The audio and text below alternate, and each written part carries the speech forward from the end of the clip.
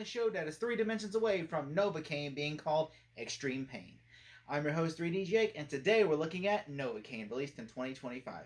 Novocaine is a movie that is directed by Dan Burke and Robert Olson, and is written by Lars Jacobson and stars Jack Quaid, Amber Midthunder, Jacob Baton, and Ray Nicholson. The movie is essentially a movie about a guy played by Jack Quaid who can literally absorb a lot of pain and everything and can't get hurt and anything like that. So essentially, he can get hit by a car and he can walk away fine from it. And of course, he falls in love with this girl that works at a bank because he's a bank manager, and essentially falls in love with one of the tellers.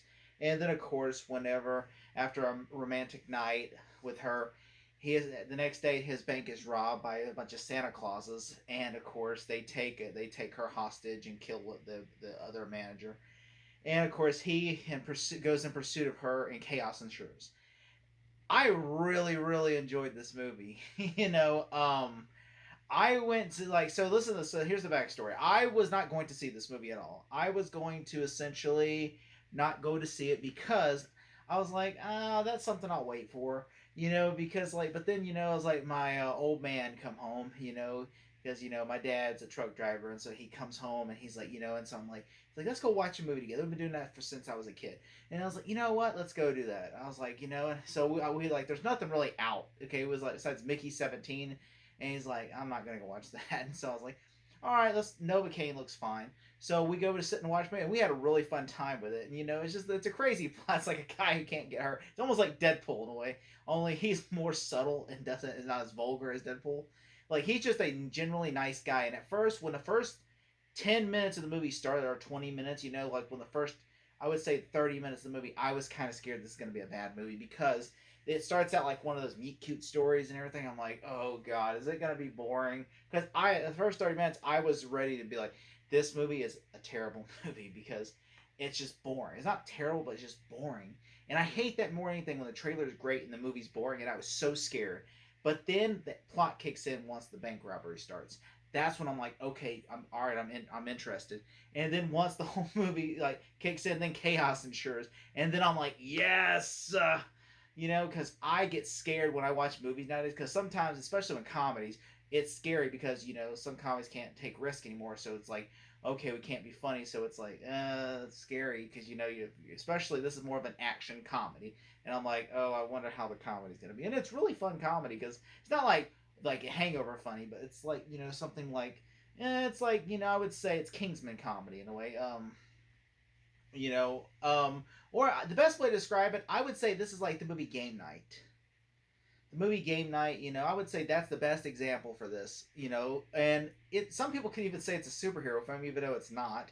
The movie, Jack Quaid is essentially this bank teller, and of course, he can endure a lot of pain and everything, and so he can't eat. He can only drink, and so he meets his bank teller, and or she's a bank teller that he really likes, and so they go out on a date, and they got to lunch, and the lunch was great, and they go out on a date, and then of course then they spend the night together and stuff, and then of course the bank gets robbed, and they take her as hostage, and he goes after them, and then of course his best friend, who he plays like Dungeons and Dragons, or not Dungeons and Dragons, but like World of Warcraft with, they basically have to team up because essentially he's like trying to help him and everything, and this guy, who's essentially like lies to him because they never met before because they've only been online friends, and he's like, he tells him like, oh, I got a man bun and I drive a Harley, and really he's an overweight guy who looks like a heavy set version of the Rock. That's what my dad's like. He looked like a short heavy set version of the Rock, and so.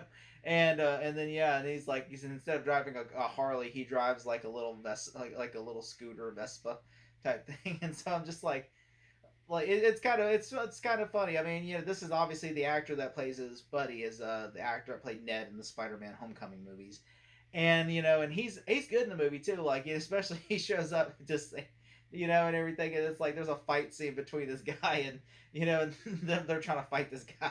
It's a great scene. Like there's like there's some moments I really did laugh at, especially like there's humor in the movie to where he even has a few funny moments, like when they're playing Warcraft. He goes, "I'm gonna go meet her tonight," and he goes, "Okay, well I'll go fuck myself." That made everyone in the theater just chuckle, laugh, and then of course there's scenes where he goes into his house that's booby, and he can't endure pain, so he gets like like like a spear on him that falls on him like a boulder spear falls on top of his back. What the fuck? And he's like, just like, and then it just keeps getting an arrow goes through, and just like it's the stuff like that that's really funny and everything. That I'm just sitting there dying laughing. And then of course like there's a thing that happens in the movie where like this like then the bad guy comes in and he's like, who are you? And I'm like, I'm a burglar. He's like, why the burglar wear a nice suit? He's like, I'm just there laughing because he's like, just like I'm a burglar. And then of course, like he tortures him when he finds out like who he really is and everything. And then he's like, he can't pay. Goes, oh fuck, oh no, like he's like. And I was just laughing because it's just like everybody in the theater is just laughing with us because it's funny because it's just they're torturing him, but it's not really doing. Then when he says, "I'm gonna go for your eyes," like, oh shit, like, cause he can die. Like if he gets shot in the face, he's probably gonna die. Or if he gets his eyeballs brought out, he'll probably die from that.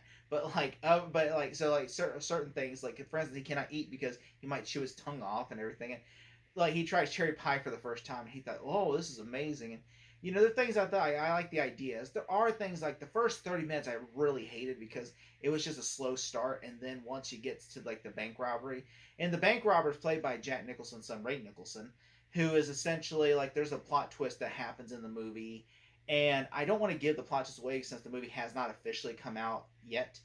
I will say that the plot twist in the movie, you could probably see it coming.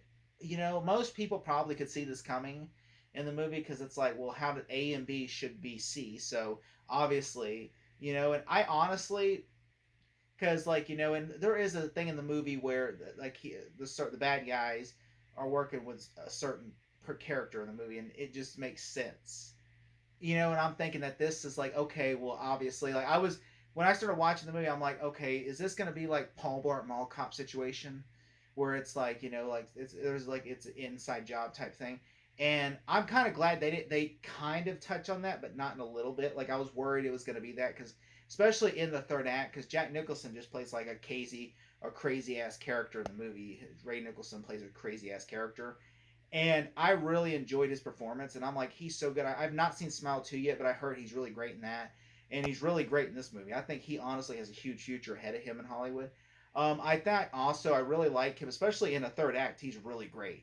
Like at first, I was thinking in the third act it was going to take the whole third act takes place in a chop shop, and I'm like, is this where it's going to end? Because it's going to end on. I hope to God it doesn't end this way.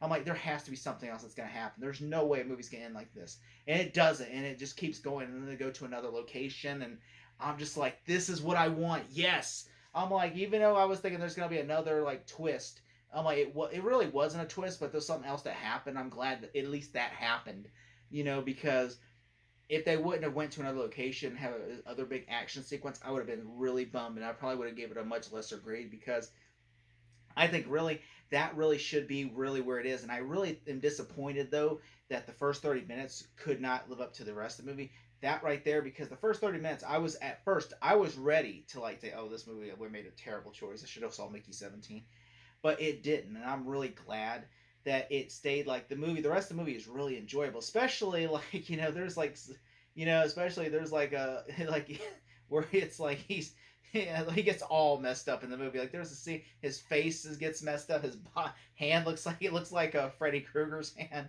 He even goes to a tattoo shop, and the tattoo shop made me laugh because he's just like, it's like there's like a scene where this guy's gonna punch her, he ducks and he punches the woman, and wherever he's laughing, it's like, oh damn! I was like, damn, and it's like this big old dude and everything, and it's just like and at first, and it's really crazy. There's some crazy moments in the movie, like the tattoo shop is crazy and everything. And he's like, "Oh, you got a tattoo has a swastika on his neck," and I was like, "What the fuck?" And and it's just there's a lot of crazy shit in the movie. And like also like there's like a fight scene between his best friend, the dude, and then like the bank guy, the bad guy, and his best friend, and they're all fighting each other. There's like in a booby trapped house, someone runs at him, and then all of a sudden a hammer hits and knocks him. And I thought that was us laughing. And then there's the third act there's a third act in a shipyard and an ambulance. I thought that was really well done, and how the chase scene with the cops and everything. it's like a car chase scene, then it turns into like this scene and like a shootout scene in the. And but I thought that was really well done, and there are some unbelievable moments, like for instance, like the bank robbery scene where all the people, the cops show up and they just start icing the cops, and I'm like, there would be more cops to be rolling out. Even if it's a bank robbery, 8 minutes out, like bullshit. What city would this happen? I'm like, well, especially in a bank robbery, and then there's cops down. Hell no, this, so they'd be SWAT, everything would be rolling down there. Like, I mean, I have bull freaking shit. I was like, bullshit. I was like watching this, going, oh, this is such bullshit, and especially like two squad cars. I'm like, oh, fucking bullshit.